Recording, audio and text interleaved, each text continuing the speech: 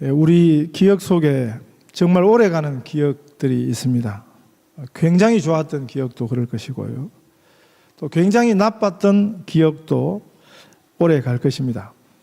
또 사람마다 오래 두고 있는 기억들이 또 다를 것인데요. 저 같은 경우는 아무래도 한국서 군대에 갔던 그 기억이 참 오래 갑니다.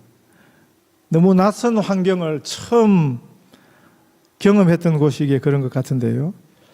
특별히 군에서 들었던 말들, 군대 아니면 들을 수 없는 말이라서 지금도 기억이 납니다. 당시 저희 연대장이 이등병 출신으로 나중에 장군까지 진급하신 분인데 신앙이 참 특별했던 분입니다.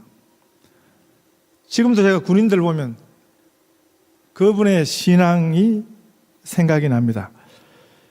제가 한국서 복무했던 사단 관할 지역이 판문점 왼쪽입니다. 판문점 바로 좌측 삼땅굴이 있는 곳이고요. 그 후방 지역이 그 철책부터 해서 그 후방 지역이 저희 사단의 관할 지역이었습니다. 저녁마다 병사들이 그 철책선에 경계병 근무를 나가는데 근무 투입 전에 누구든지 반드시 해야만 하는 기도문이 있었습니다. 그 연대장님이 만들어 주신 기도문이었습니다. 이런 기도였습니다. 주여, 오늘 밤 내 앞으로 적군이 오게 하시고 한 번에 때려잡게 하여 주시옵소서. 좀 이상하지만 그 연대장님이 만들어 주셔가지고 모든 초병들이 경건한 마음으로 그 기도를 하고 그렇게 철책선 근무에 투입이 됐습니다. 이렇게 기도하고 근무지 철책으로 나가다 보면 의뢰에 만나는 경고 글귀도 기억이 납니다. 길이 아니면 가지를 말라. 이런 편말이 곳곳에 붙어 있습니다. 길이 아니면 가지를 말라. 왜 그러냐면 최전방 곳곳에 쥐레가 묻혀 있습니다. 그래서 쥐레를 주의하라는 표지와 함께 길이 아니면 가지 말라. 언제든지 길 밖으로 벗어나면 쥐레를 건드릴 수 있으니까 그러면 죽거든요. 아주 심하게 다치든지 죽거든요. 저희들이 늘 지나다니는 길 옆에 쥐레가 그냥 오래 묻어놨던 쥐레가 비가 오고 해서 밖으로 삐쳐놓은 쥐레를 흔히 볼 수 있었습니다. 그리고 어떤 날 비가 많이 오고 나면 가벼운 쥐레, 그 대전차 쥐레 이런 거는 굉장히 무겁고요. 발목 쥐레라는 거 있습니다. 대인 쥐레, 발목 쥐레. 발목 쥐레는 물이 많이 오면 떠내려와서 길 쪽으로 나오기도 해요. 그래서 길이 아니면 다니지 말라고 그랬지만 길로 다녀도 문제가 생기는 곳이 그 지역이었습니다. 실제로 저희 고참이 길로 다녔는데 늘 다니던 길로 다녔는데 그쪽으로 흘러놓은 발목 지뢰를 건드려서 발목이 나간 그런 사고도 실제로 당했습니다. 이 지뢰라는 폭탄은 참 무서운 것입니다. 언제 어디서 터질 줄 모르거든요. 그런데 우리 마음에도 지뢰 같은 폭탄이 있습니다. 그 이름이 뭐냐면 미움이라는 감정입니다. 우리 여러 감정 중에서 해결하기 참 어려운 감정이 미움이라는 감정입니다. 사람이요, 미움에 한번 사로잡히면 빠져나오기 참 어렵습니다. 사랑은 논리를 초월하지 않습니까? 사랑은 설명이 안 됩니다. 미움도 그렇습니다. 왜 미워하는지 설명이 안 됩니다. 그냥 그저 미운 것입니다. 그런데 사랑은 모든 것을 세워줍니다. 그러나 미움은 모든 것을 파괴해버립니다. 그래서 폭탄인 것입니다. 쥐레와 같은 것입니다. 그래서 여자가 한을 품으면 5,6월에도 서리가 내린다 하는 말이 있습니다. 그만큼 이 미움이라는 감정은 파괴하는 힘이 있다는 소리입니다. 그런데 미움을 가지고 있으면 제일 먼저 파괴되는 것은 자기 자신입니다. 미움이라는 쥐레가 우리 마음속에서 터지면요, 우리 인격이 먼저 파괴되고요. 얼굴이 굳어지고요. 미움의 감정을 가지고 있는 사람의 얼굴은 살벌합니다. 전투적이고 공격적입니다. 그냥 좋게 할 수 있는 이야기도 뭐야? 막 그러기도 하고요.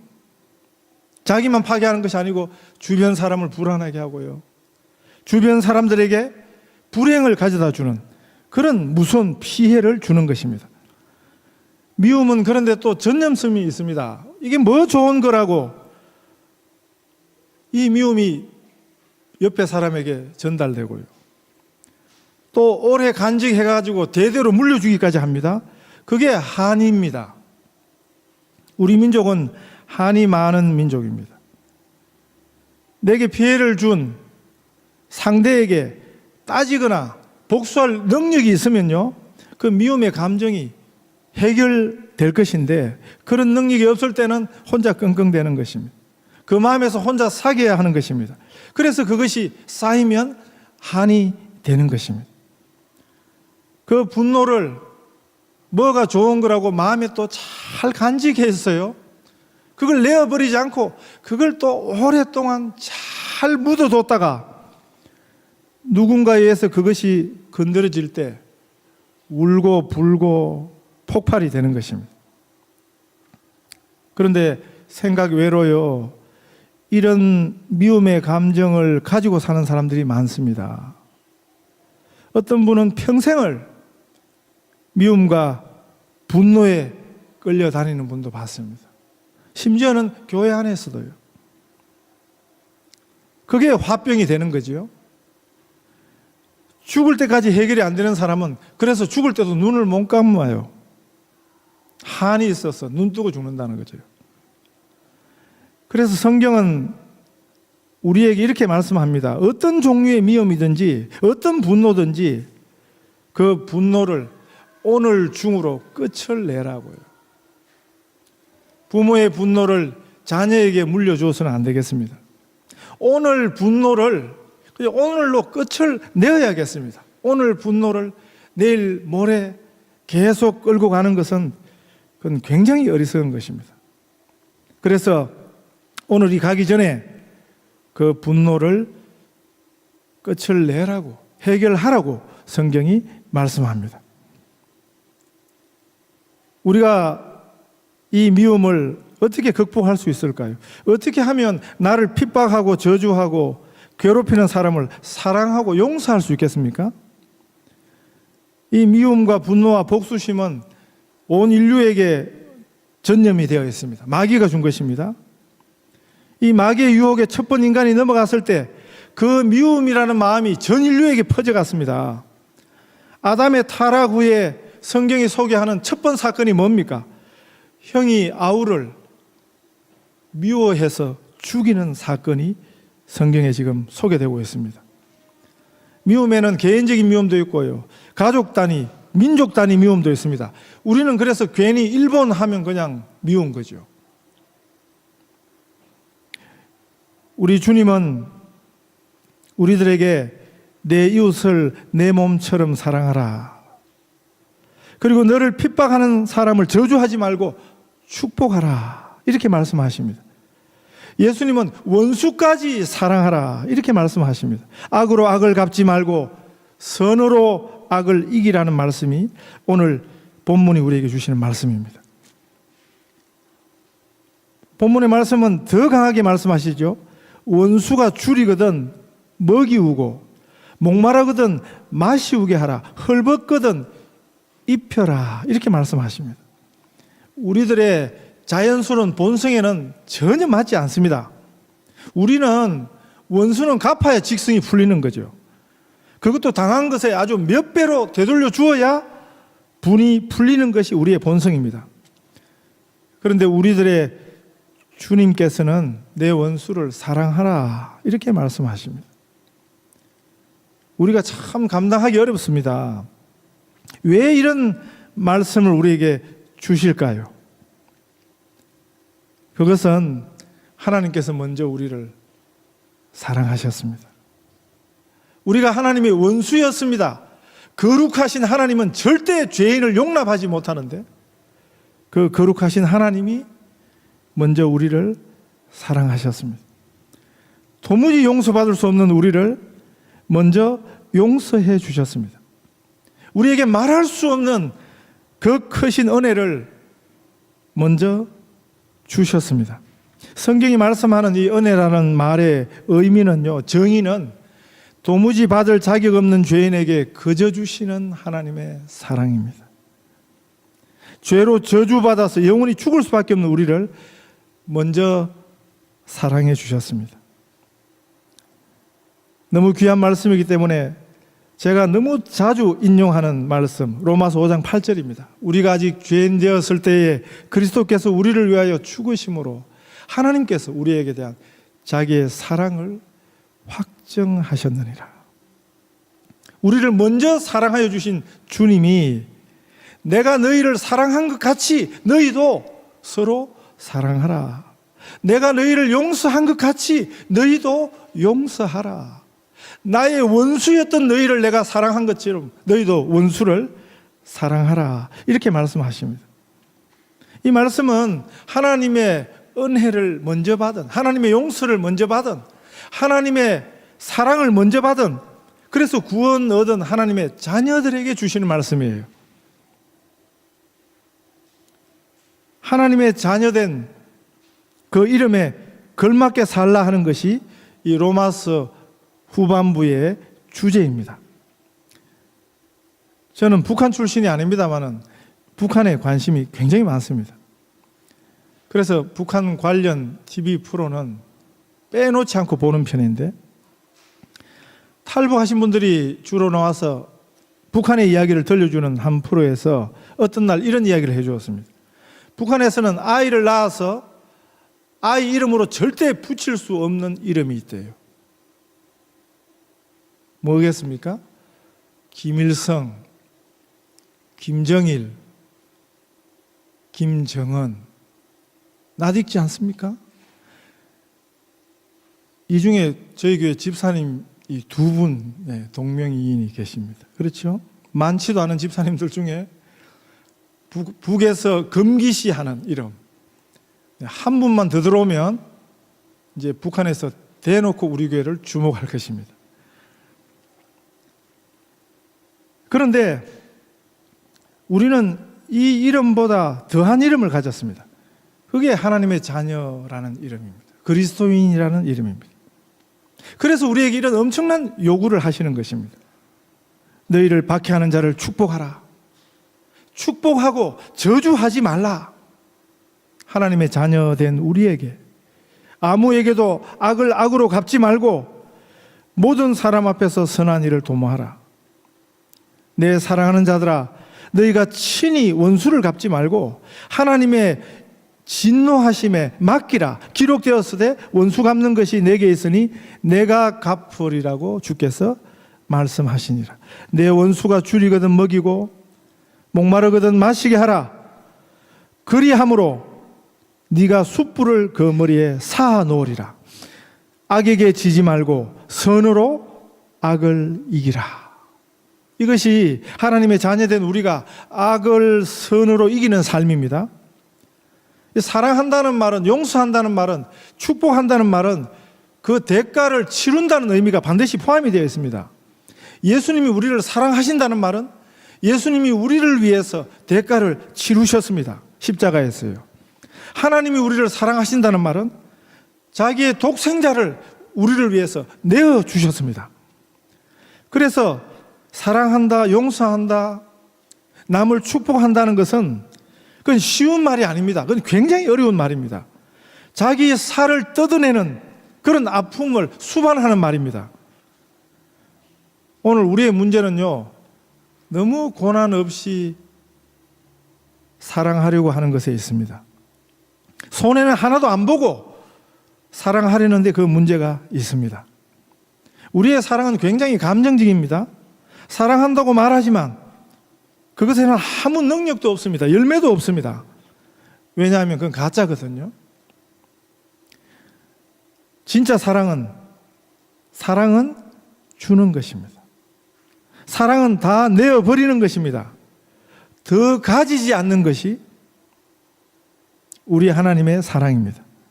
우리가 이 하나님의 사랑을 받은 하나님의 자녀입니다. 그래서 아버지 하나님께서 우리 하나님의 자녀에게 아주 강력하게 이것을 요구하시는 것입니다. 사랑하기 때문에 죽고 싶은 것입니다. 다 주고 싶은 정도가 아니라 죽고 싶은 것이 그게 진짜 사랑입니다. 우리는 너무나 시시하고 별것도 아닌 것을 중요하게 생각합니다. 사도 바울은 얼마나 많은 고난을 당했습니까? 주님을 사랑했어요. 바울은요, 로마서 9장에서 하나님 아버지 성령이 증거하고 내 양심이 증거합니다. 내게 간절한 소원이 있는데 나를 핍박하는 내 동족 유대인이 구원받기를 원합니다. 그들이 구원받는다면 나는 저주를 받아도 좋겠습니다. 생명책에서 내 이름을 제하여 주어도 좋겠습니다. 정말 사랑입니다. 그 동족을 향한 정말 바울의 진실한 사랑이 이렇게 나타난 것입니다. 어떤 사람은요, 전도하지 않는 이유가 그 사람이 너무 싫은데 그 사람이 진짜 예수 믿고 천국 가면 어떻게 하냐. 그래서 전도를 안 한대요. 여기 와서 그런 사람 봤습니다. 오늘 우리에게 하나님께서는 너를 핍박하는 자를 축복하라. 너를 힘들게 하고 너를 괴롭히는 자를 축복하라고 말씀하십니다. 괴롭히는 사람을 위해서 기도하고 축복하라고 용서하라고 말씀합니다. 15절에는 즐거워하는 자들과 함께 즐거워하고 우는 자들과 함께 울라. 이렇게 말씀합니다. 방관자가 되지 말라는 것입니다. 비판자가 되지 말라는 것입니다. 동참하는 자가 되라는 말씀입니다. 다른 사람이 기뻐하면 함께 기뻐하고 다른 사람이 울면 함께 울고 병든 사람과 함께 고난을 나누는 자가 되라는 말씀입니다. 이것이 우리 하나님의 자녀된 삶의 태도입니다. 16절에는 서로 마음을 같이 하며 높은 데 마음을 두지 말고 도리어 낮은 데 처하며 스스로 지혜 있는 채 하지 말라. 이렇게 말씀하죠. 하나됨의 비밀이 여기 있습니다. 마음을 같이 하는 것입니다. 마음을 낮은 대로 두는 것, 겸손하면 하나가 될 수 있습니다. 이것이 진정 하나님의 은혜 입은 하나님의 자녀의 삶의 태도라고 말씀하십니다. 진짜 우리를 겸손하게 하는 것은 하나님의 은혜이거든요. 하나님의 은혜가 있으시기를 바랍니다. 왜 용서가 어려운지 아십니까? 우리식 대답은요, 용서하기에 너무 내게 큰 잘못을 했다는 것입니다. 그러나 그건 우리식입니다. 성경식, 하나님식. 우리 주님의 대답은 우리가 이미 받은 하나님의 그 크신 용서를 잊어서 그렇다는 것입니다. 왜 우리가 용서하지 못하는가? 하나님께 받은 그 큰 용서의 의미를 놓치니까 그렇다는 것입니다. 오늘 우리가 잃어버린 것은 사랑입니다. 제가 처음 신앙생활 고등학교 1학년 때 하던 그때 다니던 교회, 그 옆에 교회도 마찬가지인데요. 사랑이 충만했습니다. 교회 가면요, 사랑이 참 충만했습니다. 그때 비하면 한국교회, 한인교회, 지금은 가진 게 너무 많아졌습니다. 교회 환경이 너무 좋아졌습니다. 건물도 있고 돈도 있고 똑똑하고 잘난 사람들이 교회 안에 얼마나 많이 와 있는지 모르겠습니다. 제 친구 교회는 의사만 700명이 넘는데요. 그런데 정작 우리 현대교회가 잃어버린 것은 사랑입니다. 교회가 냉정해졌습니다. 교회가 세상을 닮았습니다. 요즘 세상 직장에는 흔히 능력제를 시행합니다. 성과 급여제를 시행합니다. 일 잘하는 사람에게는 돈을 더 줘요. 성과를 올린 사람에게는 돈을 더 줘요. 이건 세상입니다. 이건 세상스러운 것입니다. 이게 세상입니다. 우리 교회는 세상과 달라야 하는 것입니다. 교회 안에서는 여러분 세상에서 해오던 그런 생각을 하시면 안 돼요. 세상에서 배운 것을 교회에 와서 자꾸 전파하려고 하지 마세요. 세상은 그건 세상이니까 그런 것입니다. 교회도 하나의 세상이라면 이 세상과 달라야 하는, 이 세상하고는 대조가 되는 대조 세상입니다. 그래야지 이 썩어져가는 세상, 썩고 어두움이 본질인 세상에서 빛과 소금 노릇 할 수 있습니다. 교회는 세상에 대한 대조 세상이면서 동시에 대안 세상입니다. 세상과 대조가 되어야 세상의 대안이 될 수 있거든요. 몸 대신 우리 주님의 교회의 지체들로서 우리는 그 살아가는 삶의 자세도 태도도 방법이 달라져야 하는 것입니다. 원수까지 사랑하라. 그게 주님의 방법이에요. 우리 주님께서 말씀하셨습니다. 할 수 있거든 너희로서는 모든 사람과 더불어 화목하라. 너희가 친히 원수를 갚지 말고 하나님의 진노하심에 맡기라. 기록되었으니 원수 갚는 것이 내게 있으니 내가 갚으리라. 주님 이런 말씀하십니다. 악역은 하나님께 맡기시래요. 이게 얼마나 복음입니까? 굉장히 힘든 일이, 세상에서 제일 피곤한 일이 원수 갚는 일이에요. 원수를 갚으려면 집에서부터 마음으로 연습해야 돼요. 그렇게 마음 먹는 순간 우리 마음이 불편해집니다. 살기등등해지고 공격적이 되고, 지옥에 가면 거기 있는 사람들이 다 그렇게 생겼습니다. 사실 이미 원수를 갚으려고 마음을 먹는 순간 우리는 이미 지옥을 사는 것입니다. 원수를 내가 갚으려 들 때 그런 것입니다. 이게 내 식이죠. 우리 식이죠. 우리가 흔히 하는 방식입니다. 세상식이고요. 우리 식으로 그대로 살면 그게 지옥입니다. 그래서 불행한 것입니다. 그래서 불안한 것입니다. 감사 대신 불평하고요. 참 기쁨이 하나도 없습니다. TV에서 웃은 장면 보고 실실 웃기나 했지, 그건 진짜 기쁨이 아니에요. 우리 하나님의 식대로 살 때, 하나님의 방식대로 살 때 세상이 줄 수 없는 평안이 찾아옵니다. 참 행복이 무엇인지 알게 될 것입니다. 정말 감사하며 기뻐하며 살 수 있습니다. 이것이 천국 삶의 본질입니다. 우리는 이미 천국을 사는 것입니다.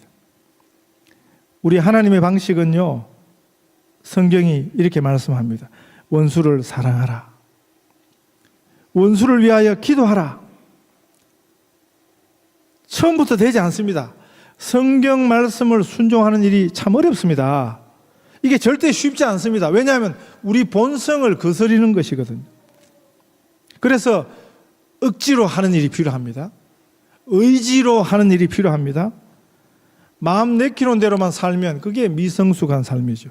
아이들은 다 이렇습니다. 아이들은 먹고 싶은 것만 먹고 먹기 싫은 것은 절대 안 먹으려 들고, 고집을 피우는데 말 그대로 똥고집을 부리는 것입니다. 아이들이니까 그런 것입니다. 조그만 아이 때나 그래야 그게 봐주는 거지, 자꾸 커가는데 그런 고집을 계속 부리면 여러 사람 참 피곤하게 하는 것입니다. 미성숙이 우리 인생을 끌고 가도록 내어버려 두어서는 안 되는 것입니다. 미성숙의 결말은 그건 파멸뿐입니다. 특별히 신앙생활은 의지로 하는 것이 필요합니다. 억지로라도 하는 것이 필요합니다. 하나님 말씀에 순종하는 것에 대해서는요, 억지로라도 순종해야 합니다. 억지로라도 순종하면 놀라운 일이 일어날 것입니다. 지금도 살아계신 우리 예수님 만나고 싶으십니까? 우리가 언제 예수님 만날 수 있는지 아십니까? 우리가 용서할 때 우리가 예수님 만납니다. 원수를 사랑하기로 작정할 때, 원수를 위해서 기도할 때, 우리 예수님 말씀대로 그 가르침대로 순종할 때, 그때 예수님께서 우리에게 찾아오십니다. 요한복음 14장 21절에 예수님 이렇게 말씀하셨어요. 나의 계명을 가지고 지키는 자라야 나를 사랑하는 자니, 나를 사랑하는 자는 내 아버지께 사랑을 받을 것이요 나도 그를 사랑하여 그에게 나를 나타내리라. 그때 살아계신 하나님을 만납니다.